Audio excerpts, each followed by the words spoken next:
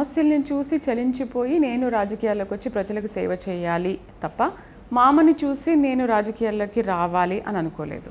లేదా ఆయన కూడా ఇన్స్పిరేషన్ అనుకోవచ్చా? అతను కూడా ఒక ఇన్స్పిరేషనే. నెక్స్ట్ కేసీఆర్ గారు ఒక ఇన్స్పిరేషన్. అంటే దెన్ ప్రజలలో మనం పోతున్నప్పుడు తిరుగుతున్నప్పుడు అక్కడ ఉన్న సమస్యలు నిజంగా కూడా ఒక మంచి నాయకుడు అనేవాడు వీటిని మనం మన ప్రజల నుంచి ఈ యొక్క సమస్యల నుంచి ప్రజలని మేలు చేయగలిగితే మంచిగా ఉంటుంది అనేది నా యొక్క అభిప్రాయంతో నేను రాజకీయాల్లోకి రావడం జరిగింది. పోటీ చేసినప్పుడు ఓడిపోయారు కదా, అప్పుడు ఏమనిపించింది? ఎందుకు వచ్చాను అనుకున్నారా? కొంచెం డెఫినెట్గా బాధ అనిపించింది. కొంచెం అందులో ఓడిపోయే సీట్ కాదు అది బేసికల్గా. ఎందుకంటే 3.5 లక్షల మెజారిటీ మా 7 ఎమ్మెల్యేలు బీఆర్ఎస్ పార్టీ మీద నిలబడి గెలిచిన ఎమ్మెల్యేలకు 3.5 లక్షల మెజారిటీ వచ్చింది అప్పుడు. అంటే కంబైన్డ్ మెజారిటీ చెప్తున్నామ్మా. బట్ నా విషయానికి వచ్చినప్పుడు కాంగ్రెస్కి అన్ని ఓట్లు పెరగడం అనేది చాలా విచిత్రంగా అనిపించింది. మాలోనే అప్పుడున్న కొందరు ఎమ్మెల్యేలు నమ్మక ద్రోహం చేయడం మూలాన ఈ విధమైన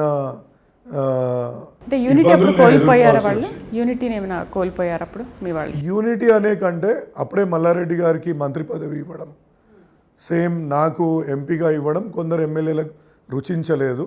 సో వాళ్ళు మనస్ఫూర్తిగా కేసీఆర్ గారు ప్రయత్నం చేసినా, కేటీఆర్ గారు విశ్వ ప్రయత్నం చేసినా వాళ్ళు స్పందించకుండా కొంచెం పార్టీకి వెన్నుపోటు పొడిచిందని నేను అనుకుంటున్నాను. అంటే మీరు ఏమాత్రం వెనకడుగు వేయకుండా ఎందుకు నేను గెలవను అనుకొని వచ్చారు చూడండి, అది గ్రేట్.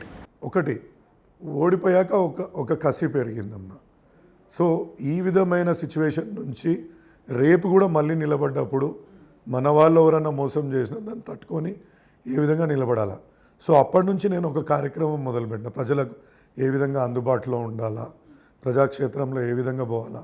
అట్లా కార్మిక సంఘాల నుంచి నాకు పరిచయాలు ఏర్పడ్డాయి.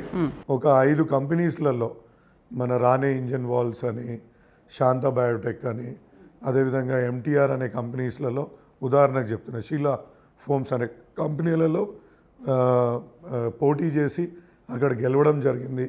వాళ్ళకున్న సమస్యలను కూడా పరిష్కరించడం జరిగింది అక్కడ.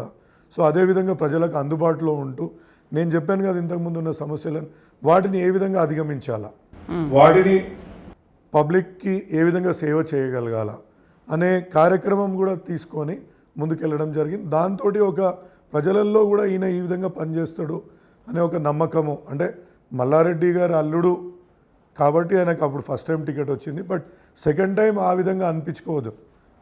ఓపెన్గా చెప్తున్నా, I'm proud that I'm son in law of a the legend. అంటే లెజెండరీ మల్లారెడ్డి గారు.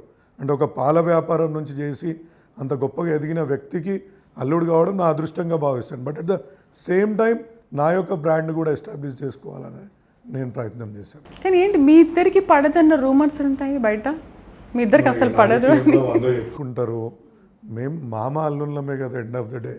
ఆయన నాకు వాళ్ళ అమ్మాయిని ఇచ్చాడు, మాకు మంచి ఒక ప్రేమ, అంటే మంచి ఒక వాతావరణం, కుటుంబ వాతావరణం ఉంది.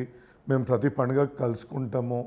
అంటే బిజినెస్ లావాదేవీలు ఏమీ లేవు, బట్ కుటుంబ పరంగా ప్రతి ఒక్కటి కూడా మేము కలిసే ఉంటాం. వాళ్ళ బిజినెస్ వాళ్ళకుంది, నా బిజినెస్ నాకుంది. ఎక్కడ బిజినెస్ పరంగా మాకు ఎటువంటి లావాదేవీలు లేవు. But at the same time కుటుంబ పరంగా చాలా ప్రేమ భావంతో మంచిగా ఉంటాం. అట్లాంటి మా మధ్యలో గొడవలు ఎటువంటి